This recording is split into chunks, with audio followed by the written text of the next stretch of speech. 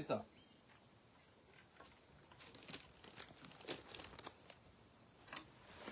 I think she's getting more treats. I've got a bit of sun today. I'm sitting here waiting for Sooty. I'm going to go back down the beach for Christmas. Can't leave until the little cat graces us with her presence. A grown man being held to ransom by a little kitty cat. I love it. I love my animals. No more chips. Sooty disappeared for 6 days at one stage. There's some big snakes out there. I'd given up hope. I was thinking about doing a video saying Sooty's not coming back because you guys all love Sooty. It's about the video that I'm going to do about how we're going to have to do with grief and all the stuff that's going on in the world. And then she just reappeared. 10 o'clock at night. Sooty's at the door. I'm like, where the fuck have you been? It wasn't skank or anything. She looked fine. She just went straight for the food bowl, but it just goes to show, tiny little cat. She is tiny. About half the size of regular cats, but she's an apex predator. That little cat. Lesson in that for all of us. Not the size of the fighting the dog. It's the size of the dog in the... Got it the wrong way around. Not the size of the dog in the fight. The size of the fight in the dog, or in this case the cat. Seeing that now too, aren't we? Just normal people who are superheroes standing up in the face of adversity, in the face of tyranny. Watched some pretty cool people do some pretty cool stuff. I don't want to name names, but people on the central coast of New South Wales, Ms. Beeswax, let's call her, just stepping up, just making a difference. B. Crotch, let's call him. He was going around to playgrounds in all these lockdowns with bolt cutters and unlocking all of the swings, cutting the locks off the swings, and then having a coffee the next morning watching the kids play on the swings with great satisfaction. Cool stuff. Just normal people. Lions. It doesn't take much to make a big difference. Sitting and looking at this little tree. My mum gave me that little tree, and then I was looking at these big trees.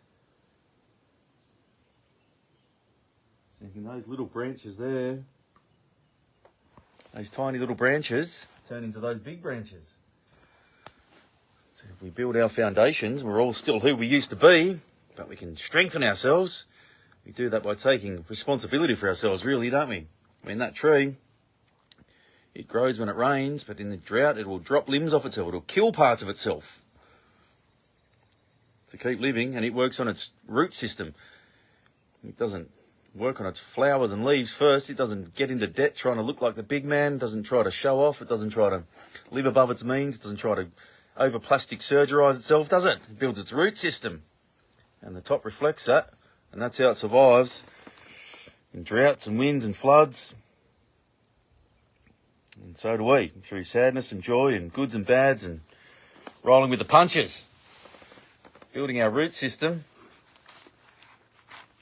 through integrity and 100% personal responsibility. I think we're at a time in humanity now where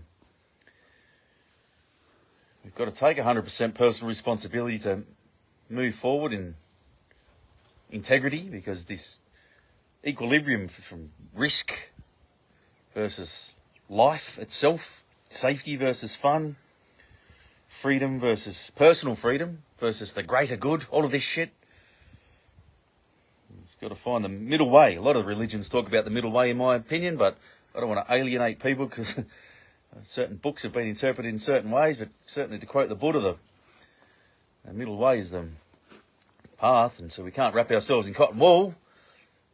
When the Buddha was talking about the middle way, he wasn't talking about sitting on a cliff, meeting no one, eating nothing, the path of least resistance. He was talking about standing in your intuition, standing in your truth. The middle way is the truth. Flow, intuition, your heart.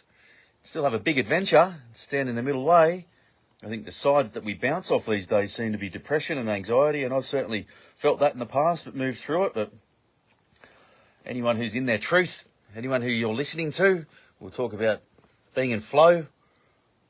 You might have sent an email here or there, like I have when I was travelling around, saying, hey, if I don't speak to you again, I'm doing something I love. We're not wrapping ourselves in cotton wool, we're not gurneying ourselves in antiseptic, we're not blaming the bullies. 100% personal responsibility, but some of that can be a very slippery slope and is magnified or amplified or reflected, maybe I should say, in the world in some pretty serious shit. I mean, look at the medical industry. Totally commercialised. People are dying. The technology exists to save lives, but we just let other human beings die for money. And we just watch it. We're just watching it now. We're all doing it. We're all guilty of it. There's some pretty heavy stuff going on.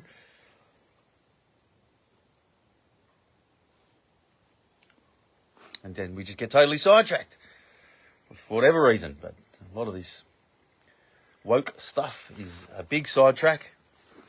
It's totally deviating, totally smoke screening us. We're worried about race issues that are being promoted in certain areas, LGBTI stuff and climate things, and all have been heavily leveraged by people with ulterior motives and agendas, and getting up in arms about that. Not up in arms about the fact that we're watching other human beings die and we're all allowed to have our own opinions. Maybe to use the tree analogy, drop a few branches here and there, drop a few limbs sometimes, to take responsibility for ourselves and understand that we can't wrap ourselves in cotton wool. I've got scars all over me.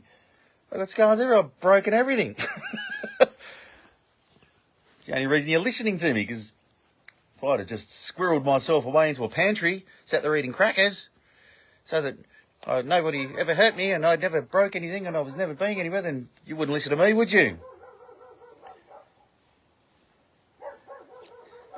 Put ourselves out there. This quest for perfection is kind of the reason that a lot of people are unhappy. Really, when you think about it, this idea that no one should ever die, that we should all have as much money as we want to buy whatever we want, we should all be perfectly safe, that nobody should say, what are you barking at?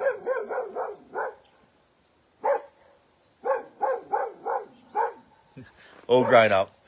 I did cop some sun today. It's all a sidetrack. Quest for perfection. Isn't it a perfect life? We don't want a perfect life. It's absurd.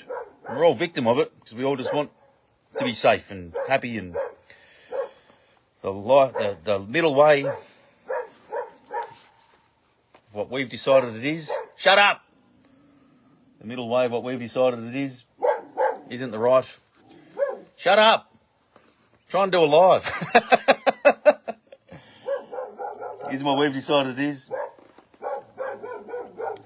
Hey, please. The middle way, ironically, is in a way the most uncomfortable. And trees don't bury their heads in the sand, so we don't. Heads in the sand, so we don't. Shut up!